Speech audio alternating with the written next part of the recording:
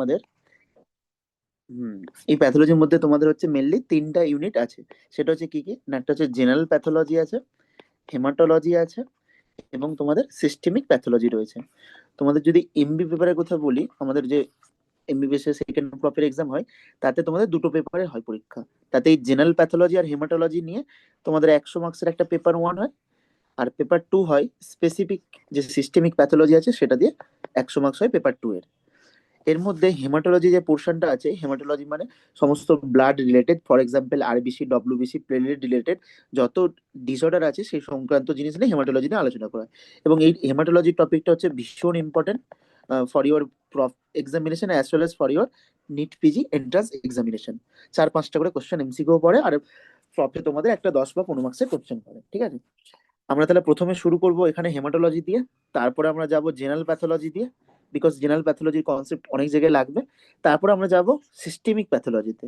এই systemic pathology যে যাব, যখন এই সিস্টেমিক প্যাথোলজি থেকে আমরা ইন্টিগ্রেটেড ভাবে এখান থেকে মেডিসিন, সার্জারি এবং অন্যান্য যে সমস্ত জায়গায় লিঙ্ক করতে পারবো, তো সেগুলোকে আমরা আস্তে আস্তে করে ডিসকাশন করব।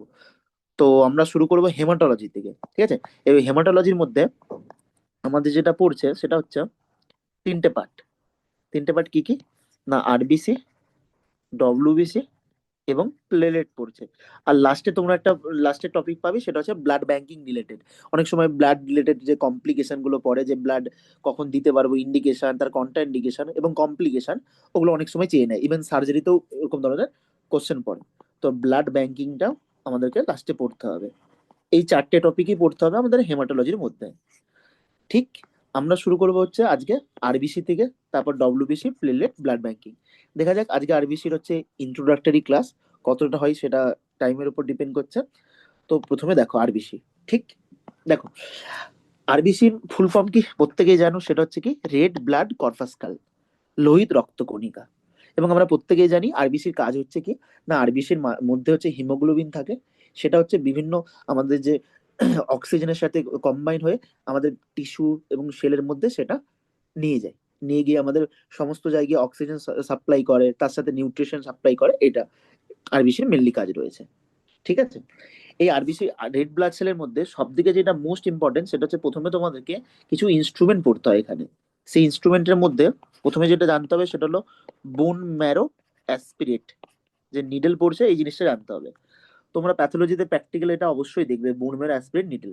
আজকে আমি ছবিটা দেখাতে পারছি না, পরের দিন থেকে অবশ্যই ছবিগুলো দেখাবো। তারপরে যে জিনিসটা রয়েছে সেটা হলো বোন ম্যারো বায়োপসি।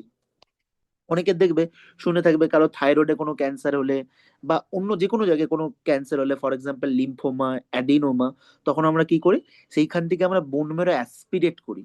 সেই বোন ম্যারো অ্যাসপিরেশনের মাধ্যমে সেই সেলটাকে আমরা মাইক্রোস্কোপে দেখে সেই বিভিন্ন প্রকার সেই সেলের স্টাডিটা করি, সেটা ক্যান্সার আদৌ কিনা, তার বিনাইন কতটা, ম্যালিগনেন্সি কতটা, সেইভাবে আমরা দেখতে থাকি।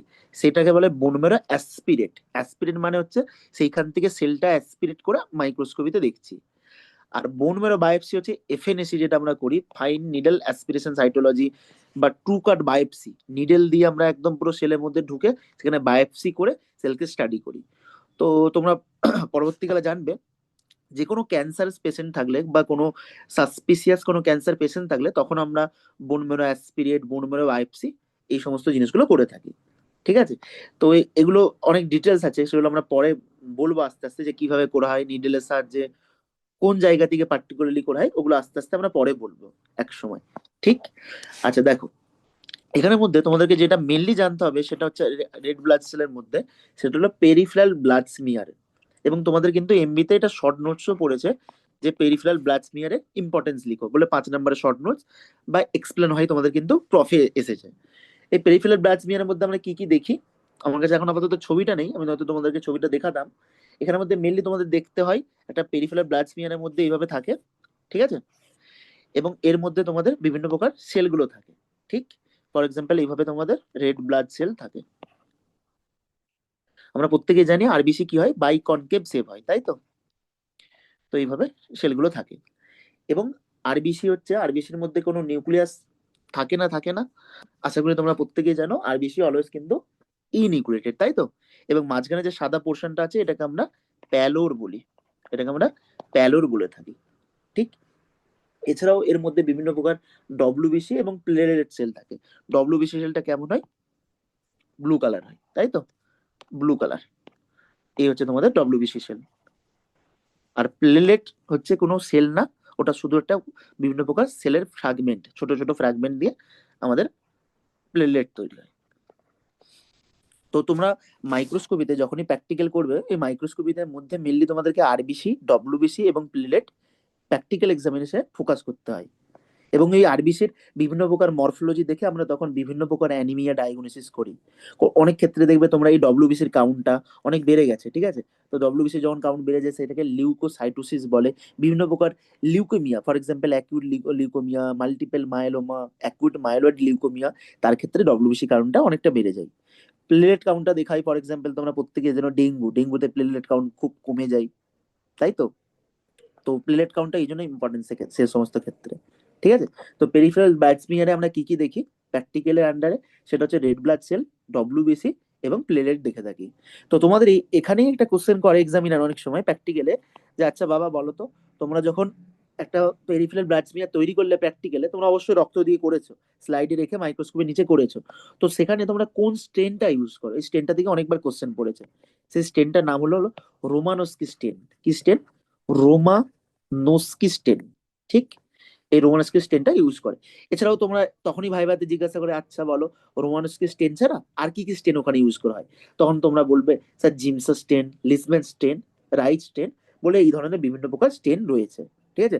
এইখানে একটা নিট পিজির কোশ্চেন আছে, এখানে এক্সট্রা টপিক, এক্সট্রা এজ তোমাদেরকে আগে বাড়াবে, টপ 1%, 5% স্টুডেন্টের মধ্যে ক্যারি করবে। এখানের মধ্যে প্লাসমোডিয়াম পেরিফেরাল ব্লাড স্মিয়ারে আমরা কিন্তু যে ম্যালেরিয়া কে করে, প্লাসমোডিয়াম ফ্যালসিপারাম প্যারাসিপারাম ভাইভাক্স করে, সেই প্যারাসাইটকে কিন্তু আমরা এই রোমানস্কি স্টেন দ্বারা ডিটেক্ট করতে পারি না। তো তখন এই পেরিফেরাল ব্লাড স্মিয়ারে তাহলে তখন কি স্টেন ইউজ করা হয়? প্লাসমোডিয়াম ফ্যালসিপারামের জন্য একটা স্পেশাল স্টেন আছে, সেটার নাম হলো ফিল স্টেন, ঠিক আছে। ফিল স্টেন ইউজ করা হয়ে থাকে ফর প্লাসমোডিয়াম ফ্যালসিপারামের জন্য, ঠিক আছে। কি করে মনে রাখবে তোমরা? প্লাসমোডিয়াম ফ্যালসিপারামের এফ আছে, F for F, field stain use হয়, ঠিক আছে। এটা তোমরা যদি ম্যারো কিউ ব্যাংক টিউ ব্যাংক করে কোশ্চেন সলভ করো, তখন এটা কিন্তু কিউ ব্যাংকে অবশ্যই কোশ্চেনটা পাবে। কারণ প্রত্যেকে জানে পেরিফেরাল ব্লাড স্মিয়ারের জন্য রোমানস্কি স্টেন ইউজ করা হয়, এক্সেপ্ট ম্যালেরিয়া প্যারাসাইটের জন্য আমরা কিন্তু ফিল স্টেন ইউজ করি। ভেরি ইম্পর্টেন্ট কোশ্চেন, ঠিক আছে ভাই। আচ্ছা চলো, তাহলে আমরা তোমাদের কাছে জাস্ট একটু বেসিক আইডিয়া দিলাম যে আরবিসির মধ্যে পেরিফেরাল ব্লাড স্মিয়ারে কি কি দেখতে হয়, কি স্টেন ইউজ করা হয়, এই জিনিসটা দেখলাম। এবার তোমাদেরকে যেটা জানতে হবে সেটা হলো আরবিসি কিভাবে তৈরি হয়, আরবিসি ফর্মেশন। এটা যদিও ফিজিওলজি, বাট আমরা প্যাথোলজিতে পড়বো, কারণ অনেক সময় ইন্টিগ্রেটেড ভাবে কোশ্চেন পরীক্ষায় পড়ে। সেটা হলো আরবিসি ফর্মেশন কিভাবে হয়। দেখো, আরবিসি ফর্মেশনের স্টেপ। তো আরবিসি ফর্মেশনের স্টেপ বহুত ইজি।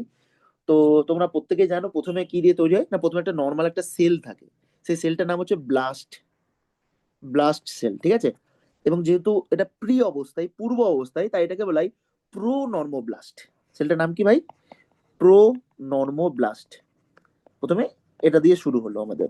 এবং আমরা জানি আরবিসি কোথায় তৈরি হয়, তোমরা প্রত্যেকে জানো অ্যাডাল্ট অবস্থায়, অ্যাডাল্টের ক্ষেত্রে তৈরি হয় আমাদের হচ্ছে লিভার দ্বারা এবং কিডনি দ্বারা তৈরি করে, মেনলি কিডনি, এরিথ্রোপয়েটিন হরমোন থাকে যেটা আরবিসি ফর্মেশনে হেল্প করে। বাচ্চা অবস্থায় কোথা থেকে তৈরি হয় ওটা অনেক ডিপেন্ড করছে জেস্টেশনাল এজের উপর, ঠিক আছে। মেনলি ইয়ক স্যাক থেকে তৈরি হয়, যখন একটা বাচ্চা তার মায়ের পেটে আছে 3 মাসে, 3 মান্থ ইন্টার ইউটেরাইন প্রেগনেন্সিতে তৈরি হয় ইয়ক স্যাক থেকে, ঠিক আছে। এটা একটা ইম্পর্টেন্ট এমসিকিউ। তো প্রো নর্মোব্লাস্ট, এরপরে প্রথমে সেলটা কি কিসে কনভার্ট হলো? প্রো নর্মোব্লাস্টে। তারপর এইখান থেকে তৈরি তৈরি হয় তোমাদের আর্লি নর্মোব্লাস্টে, আর্লি নর্মোব্লাস্ট, আর্লি নর্মোব্লাস্ট। তারপর আর্লি নর্মোব্লাস্ট থেকে তোমার হলো ইন্টারমিডিয়েট নর্মোব্লাস্টে কনভার্ট হচ্ছে, ঠিক। তারপরে হলো লেট নর্মোব্লাস্ট সেল, তো এইভাবে আরবিসি তৈরি হচ্ছে, প্রথমে প্রো মানে একদম প্রি অবস্থা, তারপরে আর্লি, তারপর ইন্টারমিডিয়েট, এবং তারপর হচ্ছে তোমাদের তৈরি হচ্ছে লেট নর্মোব্লাস্ট। তারপরে তোমাদের তৈরি হচ্ছে এখানে রেটিকিউলোসাইট। রেটিকুলোসাইটটা খুব ইম্পর্টেন্ট, তোমরা এখানে স্টার দিয়ে রাখো। রেটিকুলোসাইট থেকে অনেক কোশ্চেন পরীক্ষায় পড়েছে, নিট পিজি আইএনআই সেট, এবং তোমাদের প্রফেও শর্ট নোটস পড়েছে রেটিকুলোসাইটের ইম্পর্টেন্স থেকে, ঠিক আছে। এরপরে তোমার রেটিকুলোসাইটের পরই তৈরি হয়ে যাচ্ছে এরিথ্রোসাইট। এরিথ্রোসাইট এরিথ্রোসাইটের অপর নাম কি? আরবিসি। এই জিনিসটা তোমাদের তৈরি হয়ে যাচ্ছে, ঠিক আছে? তাহলে তোমাদের আরবিসি স্টেপের যদি অর্ডারটা জিজ্ঞাসা করে পরীক্ষায় যে আরবিসি কিভাবে তৈরি হচ্ছে, তোমরা ইজিলি বলতে পারবে যে স্যার প্রথমে প্রোনর্মোব্লাস্ট, আর্লি, ইন্টারমিডিয়েট, লেট, রেটিকুলোসাইট, তারপরে তোমাদের এরিথ্রোসাইট তৈরি হয়ে যাচ্ছে। ঠিক আছে? এবার দেখো, এইখান থেকে তোমাদের মেনলি কোশ্চেন গুলো যেগুলো জিজ্ঞাসা করে, আমরা প্রত্যেকে জানি আরবিসির মধ্যে কি থাকে, হিমোগ্লোবিন থাকে, তাই তো? এবং এই হিমোগ্লোবিনটা এই আরবিসি যে স্টেজ গুলো তৈরি হচ্ছে, কোন স্টেজে প্রথম তৈরি হয়, এইভাবে কোশ্চেন পড়ে। যে first haemoglobin appear on electron microscopy, সেটা কিন্তু তোমার প্রোনর্মোব্লাস্টে। এখানে কিন্তু প্রথম আমরা হিমোগ্লোবিন দেখতে পাই আরবিসির মধ্যে অন ইলেকট্রন মাইক্রোস্কোপি। ঠিক আছে, এই একটা জিনিস হয়ে গেল। তারপরে আর্লি নর্মোব্লাস্টকে আমরা কি বলে থাকি, না এটা হচ্ছে বেসোফিলিক। এটাকে আমরা বেসোফিলিক বলে, বেসোফিলিক সেলও বলে থাকি, কারণ এটা ব্লু কালার হয়। ইন্টারমিডিয়েট নর্মোব্লাস্ট থেকে আমরা পলিক্রোমাটিক বলে থাকি, এটা হলো পলিক্রোমাটিক সেল। লেট নর্মোব্লাস্ট যেটা রয়েছে এটার নাম হলো অর্থোক্রোমাটিক। এগুলো হচ্ছে অন্যান্য নাম, তোমরা চাইলে মনে রাখতে পারো, বাট অতটা ইম্পর্টেন্ট নয় প্রফের জন্য।